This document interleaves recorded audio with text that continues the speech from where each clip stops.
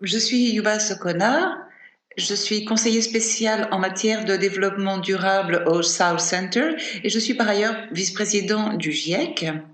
Je suis très heureux de participer à cette activité. Je vais mettre en avant certains aspects qui sont liés à la gouvernance de la bioénergie avec captage et stockage du carbone, dit BECS en anglais. Et donc, je vais placer cette BECS dans le contexte plus large qui est lié à l'élimination du CO2. J'aimerais commencer en apportant quelques observations. Nous savons tous que les changements climatiques affectent déjà les personnes, les écosystèmes et les moyens d'existence dans le monde entier.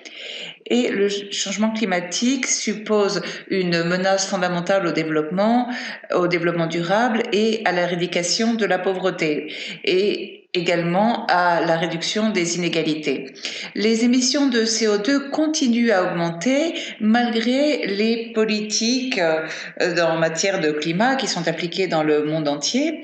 Et pour stabiliser la concentration de gaz à effet de serre à tous les niveaux, il va falloir réduire drastiquement les émissions de gaz à effet de serre et également éliminer le CO2 qui est déjà dans l'atmosphère. Donc, il peut envisager toute une large gamme de profils ou de trajectoires de changement qui peuvent être appliqués, comme l'a dit le GIEC, dans les différents profils d'évolution qu'il a envisagés. Et parmi les trajectoires et les profils possibles, on trouve celles qui ont recours à des méthodes d'élimination de CO2. En quoi consistent ces méthodes d'élimination du CO2? D'une façon générale, il y a des approches biologiques et chimiques. Commençons par les biologiques. On peut tout d'abord améliorer la production biologique et stocker du carbone dans les terres.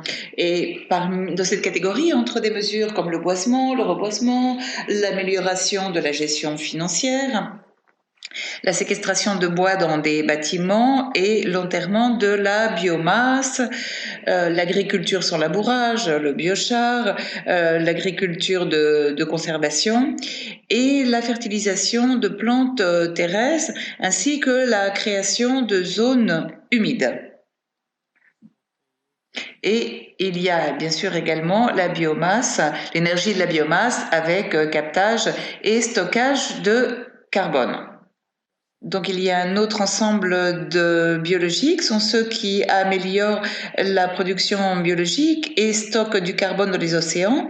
Donc on trouve la fertilisation des océans avec du fer, la culture d'algues et leur enterrement, le carbone bleu avec la mangrove ou l'agriculture, la culture d'algues kelp et la modification des remontées des océans pour pouvoir apporter faire remonter donc les nutriments qui sont au fond, et les faire remonter à la surface. Passons maintenant aux approches chimiques. Il y a tout d'abord l'amélioration de la météorisation, tant sur les terres que sur la mer. Et par ailleurs, il y a d'autres approches chimiques comme le captage direct du carbone de l'air qui doit être suivi donc du stockage du carbone. Donc maintenant, l'application de la technologie de biomasse avec captage et stockage du carbone peut être appliquée à l'énergie qui est obtenue à partir de toute forme de biomasse.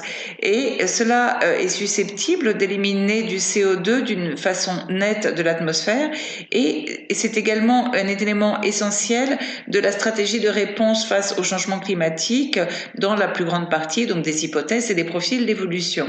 Et c'est également susceptible d'aider à l'atténuation, mais ça peut également être une option qui détourne et qui retarde des mesures drastiques d'atténuation. Et cela a également le potentiel d'atteindre des émissions négatives. Donc il y a une large gamme de réponses au climat, mais ce sont les réponses donc les plus importantes. Ceci étant dit, Il faut prêter une grande attention à certaines des raisons de préoccupation qui émanent de la bioénergie avec captage et stockage de carbone. Ces préoccupations sont liées au besoin d'appliquer ces technologies à grande échelle, surtout le captage et le stockage du carbone à grande échelle. Donc actuellement, cela se pratique déjà, mais il faut que cela soit appliqué à bien plus grande échelle. Donc il faut faire très attention à la disponibilité des terres, de l'eau et des engrais afin de créer de la biomasse, car la biomasse peut demander de grandes quantités de terre, consommer beaucoup de terre, et peut également entrer en concurrence avec d'autres utilisations des terres, par exemple avec l'agriculture, ce qui peut entraîner des conséquences en termes de sécurité alimentaire ou de production agricole. Et puis, ce déploiement donc de la bioénergie avec captage et stockage du carbone est lent et il faut voir si cela est lié à des questions financières, donc sur l'aspect au financement, ou si cela est lié à l'accès aux terres, aux ressources hydriques, etc. Par ailleurs, il faut étudier le degré de maturité de la technologie, même s'il y a des indices qui semblent dire que la technologie est arrivée à un degré de maturité suffisant. Par ailleurs, la question de la permanence et de la résilience est également importante. Qu'en est-il par exemple dans le bassin du Congo ou dans l'Amazonie, où peuvent se produire ces grands incendies, et donc il faut savoir quelles conséquences cela a-t-il sur les activités de boisement, de reboisement, et donc cela pose des questions importantes.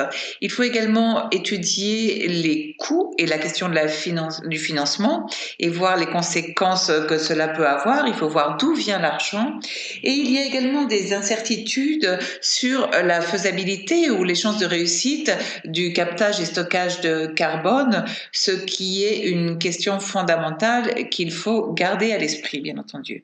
Et donc, à l'heure d'évaluer le potentiel qu'offre cette technologie, car il faut bien savoir il faut voir ce que l'on peut en attendre pour compléter d'autres éléments de réponse.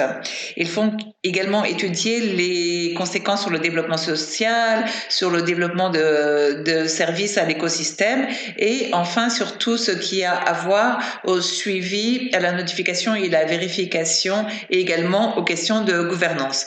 Donc ce sont les éléments principaux que je voulais souligner avant de laisser la parole à mes collègues qui vont présenter cette question en détail ou qui vont être axés sur certains aspects concrets donc de cet élément absolument fondamental de réponse au climatique.